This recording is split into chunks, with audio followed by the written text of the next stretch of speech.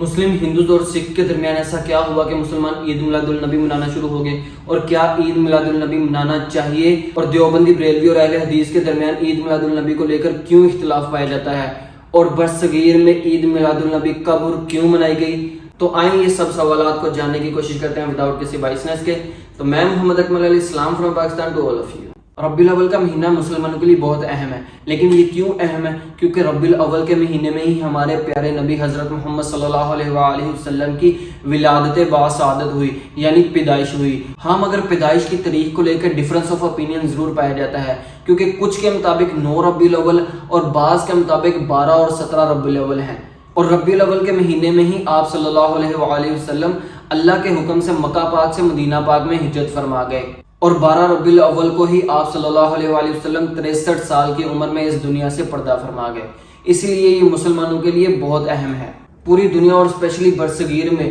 ربیع الاول کے مہینے کو بڑے جوش و خروش سے منایا جاتا ہے، اور خاص طور پر 12 ربیع الاول کے دن کو، اس دن محفل کروانا، گلیاں بازاروں کو سجانا اور چراغاں کیا جاتا ہے۔ ہاں، یہ ایک الگ سوال ہے کہ یہ سب کرنا چاہیے کہ نہیں، اس کو بعد میں ذرا ڈسکس کرتے ہیں۔ اس سے پہلے یہ جان لیتے ہیں کہ عید میلاد النبی کب سے منانا سٹارٹ کیا گیا، کیونکہ آپ صلی اللہ علیہ وآلہ وسلم کے دور میں تو اس طریقے سے نہیں منایا جاتا تھا۔ ایگزیکٹلی تو نہیں کہا جا سکتا، لیکن ایک ریسرچ کے مطابق عید میلاد النبی کا آغاز 11ویں صدی میں مصر سے ہوا، جہاں فاطمیز حکمرانوں نے پہلی مرتبہ عید میلاد النبی منائی، اور اس کے بعد 12ویں صدی میں شام، مراکش، ترکی اور اسپین میں بھی عید میلاد النبی منائی جانے لگی، اور پھر 1588 عیسوی میں سلطنت عثمانیہ نے 12 ربیع الاول کو آفیشیل ہولی ڈے اناؤنس کر دیا۔ اس کے بعد 1880 میں برصغیر میں مسلمانوں نے لکھنؤ میں ایک ریلی نکالی، جس میں لگ بھگ 1 لاکھ مسلمان شامل ہوئے، جو کہ ہندوز کے کمبھ میلے کے رسپانس میں تھی۔ کمبھ میلہ ہندوز کا ریلیجیس فیسٹیول ہے، جو کہ ہر 4 سال بعد ہوتا ہے، اور ہندوز کا ماننا ہے کہ اس دن دریائے گنگا میں نہانے سے ان کے سارے پاپ یعنی گناہ دھل جاتے ہیں۔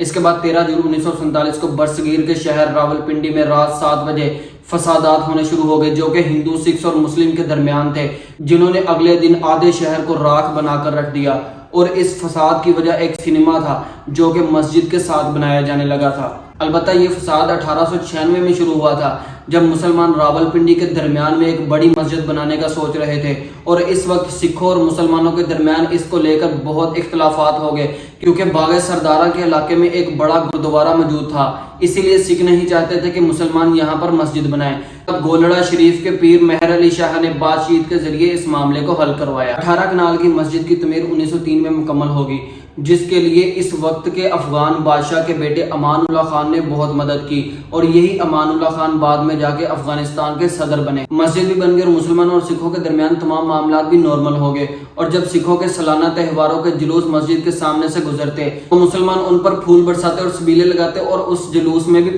پیش نظر آتے۔ آپ لوگ سوچ رہے ہوں گے کہ یہ بتانے کا کیا مقصد ہے، کیونکہ ٹاپک تو عید میلاد النبی ہے، تو یہ بتانا لازمی ہے کیونکہ اس معاملے نے بہت اہم کردار ادا کیا عید میلاد النبی سٹارٹ کرنے میں۔ اور یہاں سے سٹوری میں ٹویسٹ آتا ہے، اور سٹوری بالکل یو ٹرن لے لیتی ہے۔ اور پھر 1920 میں مسجد کی زمین کے ساتھ ایک سینما بنایا گیا، اور اس سینما کی زمین موہن سنگھ کی تھی، جو اس وقت میونسپل کمیٹی کے چیئرمین تھے۔ مسلمانوں اور مسجد کے امام کا موقف تھا کہ اس سینما کو گرایا جائے، اور سینما کو گرانے کا کیس عدالت میں بھی چلا، لیکن مسلمان یہ کیس ہار گئے۔ لیکن یہ معاملہ چلتے چلتے ایک بہت بڑا فساد بن گیا، جس نے پورے شہر کو اپنی لپیٹ میں لے لیا۔ اور اس دوران سکھوں کے 5ویں گرو ارجن سنگھ کے دن کی مناسبت سے 13 جون 1926 کو سکھوں نے ایک جلوس نکالا، جو کہ ہر سال مسجد کے سامنے سے گزرتا تھا، اور مسلمان بھی اس میں شریک ہوتے، لیکن اس بار ایک بہت بڑا ایشو سینما تھا، اور اس چیز کو سکھ بھی جانتے تھے، اور اس لیے وہ اپنی پوری تیاری کے ساتھ آئے تھے۔ جس جلوس میں ہر سال 2 سے 3 ہزار لوگ ہوا کرتے تھے، اسی جلوس میں اس سال 15,000 تک لوگوں کی تعداد ہوگی۔ اور اس جلوس میں اکالی دل، جو کہ سکھوں کی ایک مذہبی جماعت ہے،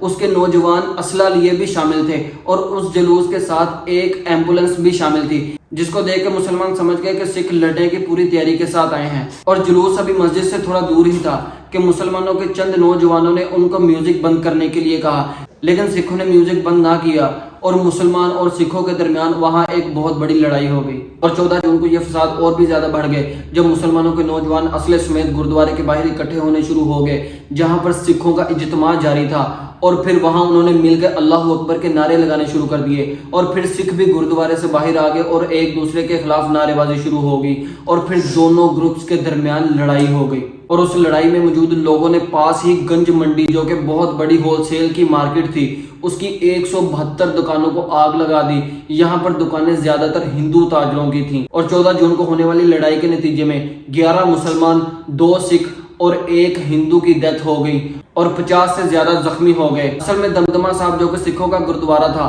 اس کو آگ لگی تو وہاں موجود ایک سکھ نے فائرنگ کرنی شروع کر دی جس کے نتیجے میں زیادہ ہلاکتیں ہوئیں۔ اس لڑائی اور فساد کو ختم کرنے کے لیے انگریز افسروں نے یہ حل نکالا کہ انہوں نے مسلمان کے بڑے علماء کرام کو یہ آفر دی کہ جیسے ہندو اور سکھ اپنے اپنے تہوار مناتے ہیں آپ بھی ان کے مقابلے میں اپنا کوئی مذہبی تہوار منا لیا کریں اور اس آفر کو مناسب سمجھتے ہوئے علماء کرام نے یہ آفر قبول کر لیا۔ ان فسادات سے پہلے برصغیر میں عید میلاد النبی کا پہلے کبھی جلوس نہیں نکالا گیا۔ جب ڈپٹی کمشنر نے مسجد کے فساد کو حل کروانے کے لیے مسلمان ہندو اور سکھوں کے رہنماؤں کا اجلاس بلایا تو اس میں یہ بات طے پائی کہ جیسے ہندو اور سکھ اپنے تہوار منانے کے غرض سے مسجدوں کے سامنے سے گزرتے ہیں اسی طرح مسلمان بھی اپنے جلوس مندروں اور گردواروں کے سامنے سے لے کے جائیں گے۔ پھر اس فیصلے کے بعد 1927 کی 12 ربیع الاول کو مسلمانوں نے پہلا عید میلاد النبی کا جلوس نکالا جس میں پورے پنجاب سے 10 لاکھ مسلمان شامل ہوئے اور پھر یہ روایت پورے برصغیر میں پھیل گئی۔ اس طرح 1926 کے فساد عید میلاد النبی کے جلوس نکالنے کا ایک بڑی وجہ بنے۔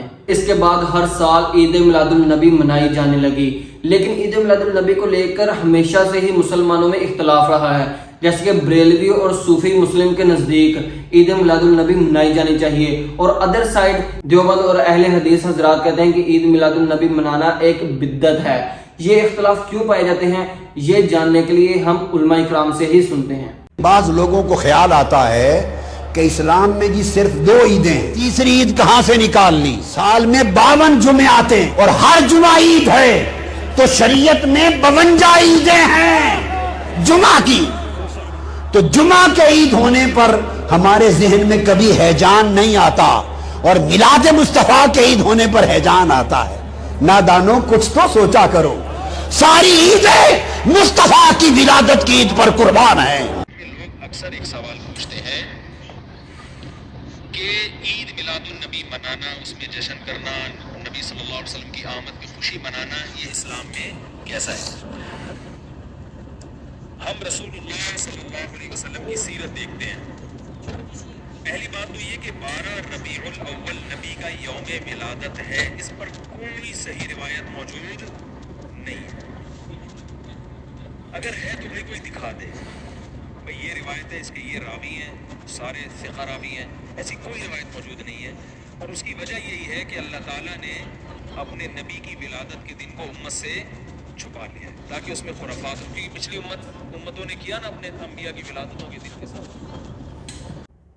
تو سب کے پوائنٹ آپ لوگوں نے سن لیے۔ میرے نزدیک یہ علمی اختلاف ہے کہ میلاد منانا چاہیے یا نہیں منانا چاہیے۔ البتہ کوئی میلاد نہیں مناتا تو یہ اس کا فعل ہے، اور اگر کوئی میلاد مناتا ہے تو اس کو بھی چاہیے کہ وہ میلاد میں ایسی چیزوں کا دھیان رکھے کہ کوئی چیز بھی اسلام سے نہ ٹکرائے اور ایسے سپیچز اور تقریریں بھی نہ کرے جو کہ فرقہ واریت کو بڑھاوا دیں، بلکہ ایسے سپیچز کرنی چاہیے جو کہ مسلمانوں کو اکٹھا کریں اور مسلمانوں کو ایک کرنے کا پیغام دیں۔ یہ تو تھا میرا اپینین، آپ لوگوں کا کیا خیال ہے کمنٹ کر کے لازمی بتائیے گا، اور اگر آپ لوگوں کو ویڈیو انفارمیٹیو لگی، اچھی لگی تو ویڈیو کو لائک اور چینل کو لازمی سبسکرائب کر لیں، کیونکہ اس طرح کی انفارمیٹیو ویڈیوز میں لاتا رہتا ہوں۔ تو ملتے ہیں ایک نئی ویڈیو میں، اللہ نگہبان۔